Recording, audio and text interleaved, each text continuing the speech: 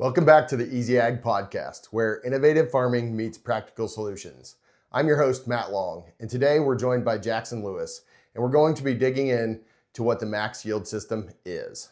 So, Jackson, we've been getting a lot of calls and questions from growers and stuff like that, and so just thought we'd kind of bounce some ideas back and forth off of each other. If you want to start by, some of what you've been hearing from growers that you'd like me to fill them in on today.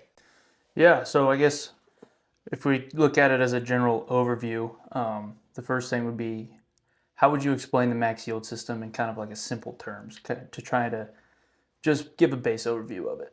Yeah, probably the max yield system is not a lot different than what a lot of growers are already doing. It just formalizes the system that they're doing it within. And so, guys are already using seed, they're making a crop plan, they have their herbicide plan, they have their fertility plan. This is just bringing it all together into one place so that we know that all of the pieces that we're using on that field are being used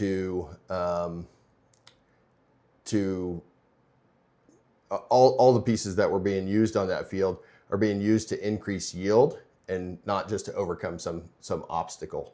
And so I like to look at it as like a group of SMART goals, so each little herbicide application is, hey, we're going to make this application by this date and it serves this purpose. And that's kind of the goal of each piece, whether it's the crop plan, the seed plan, the fertility plan, the herbicide plan.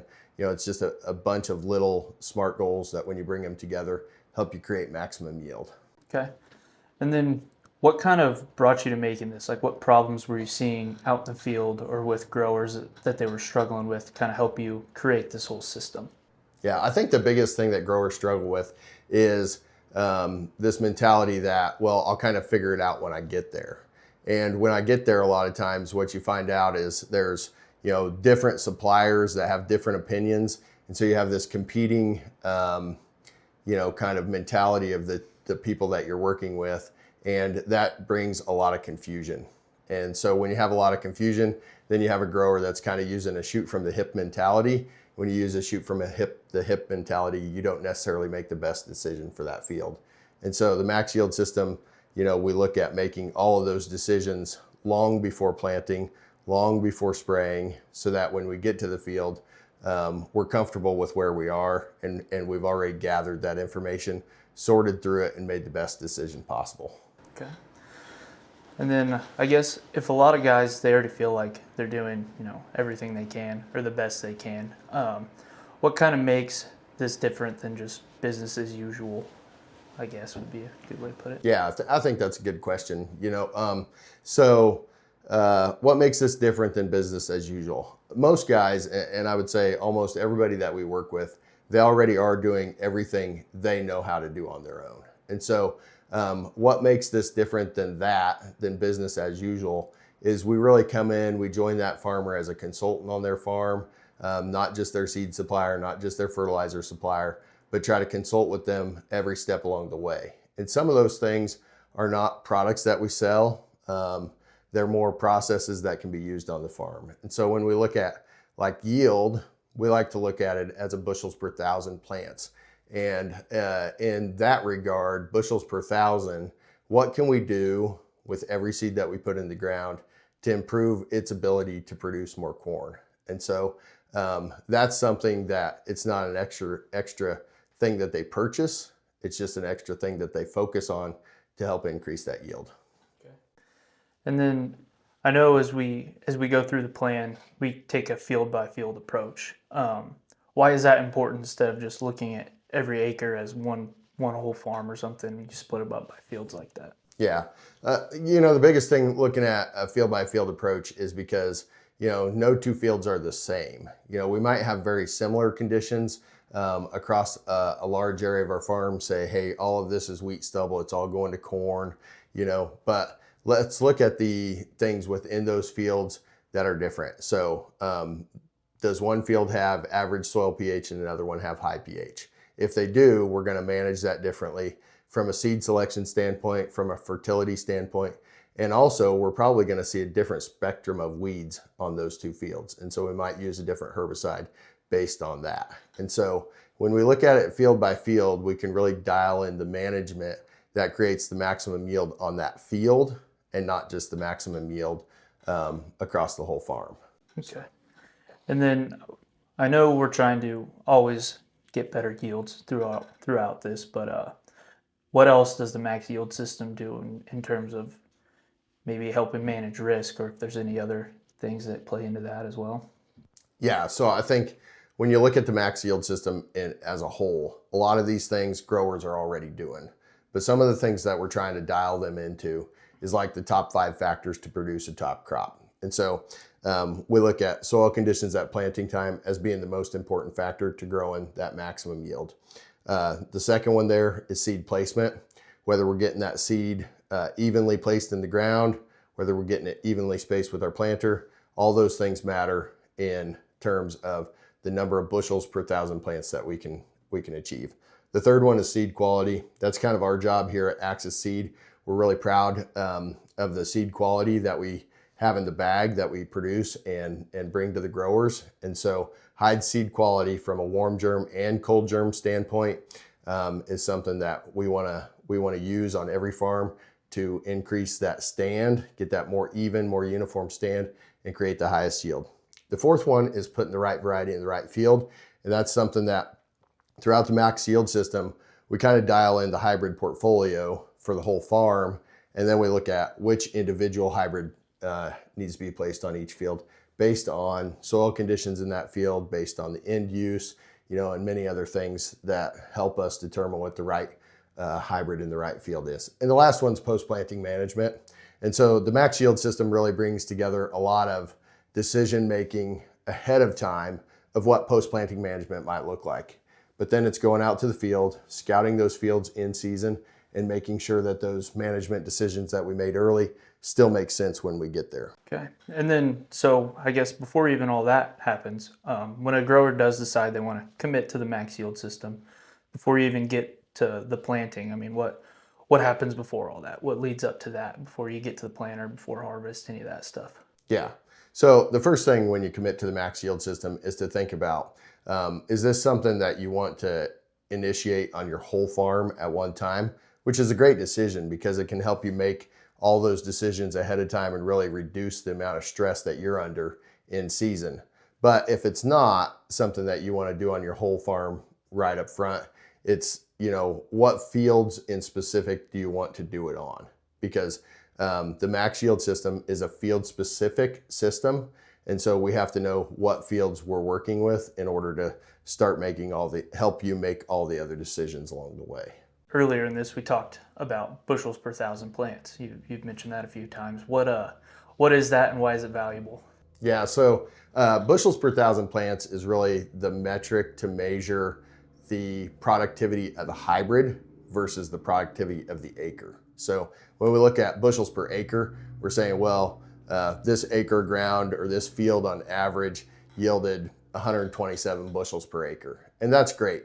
But we know from our testing, we know from other research and stuff that corn has the ability to produce way more bushels on a per 1,000 plants than what we're actually producing in the field. So if you look at most guys, dryland APHs will say in that 90 to 100 bushel range.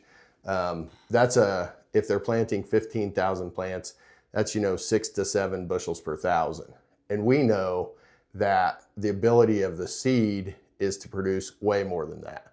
We have some research under irrigation that would already say that we could produce over 20 bushels per 1,000 plants in the right conditions. And so if we're growing 6 to 7 and we want to get to 8, which would take our yield from 90 to 120 if we went from 6 to 8 at 15,000 population, it's what things do we have to do without investing in more seed, without investing in more fertilizer, in order to give that plant a better start.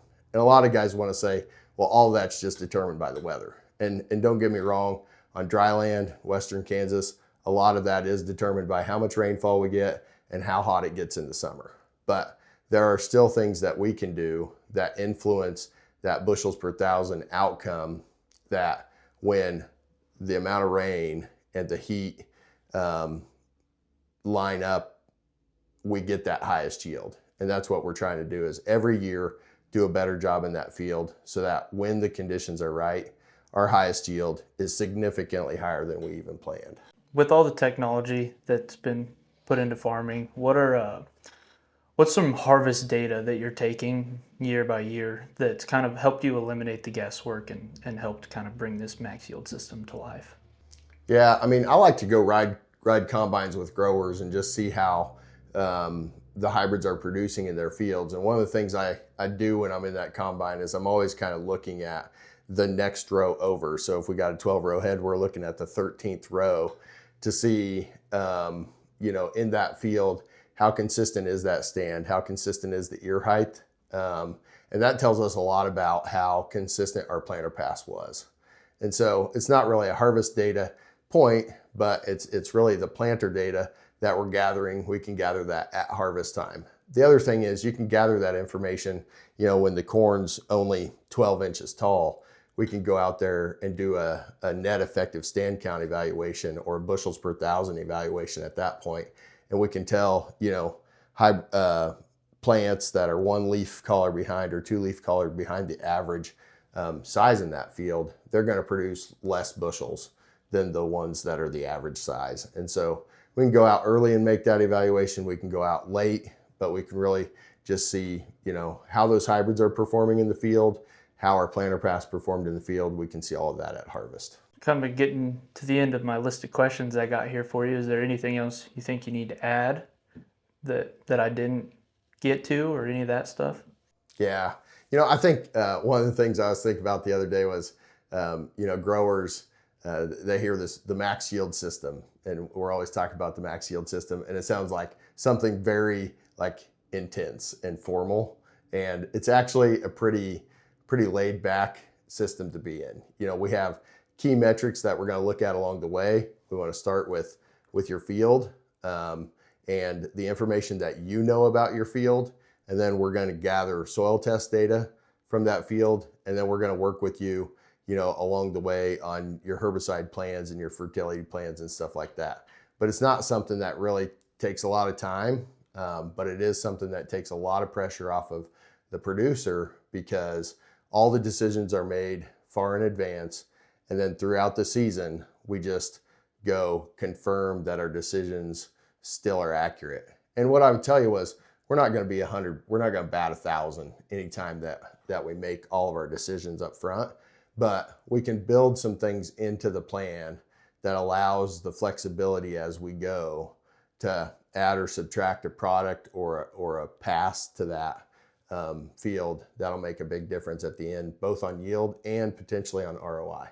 So, okay, I guess to kind of wrap up my questions here, what's one thing you would want the grower to kind of walk away understanding after hearing this conversation between you and I? Yeah, I think that one thing is probably just, don't stress about it, because the max yield system is pretty easy to initiate on your farm. We're here to help.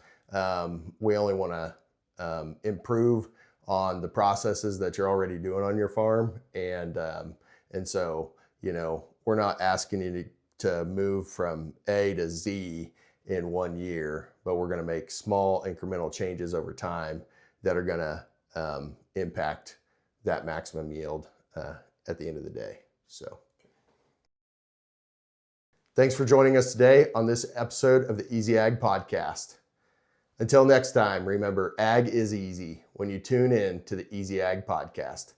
That's all for today. I'm Matt Long. Grow your yield, grow your legacy, grow strong with Axis Seed.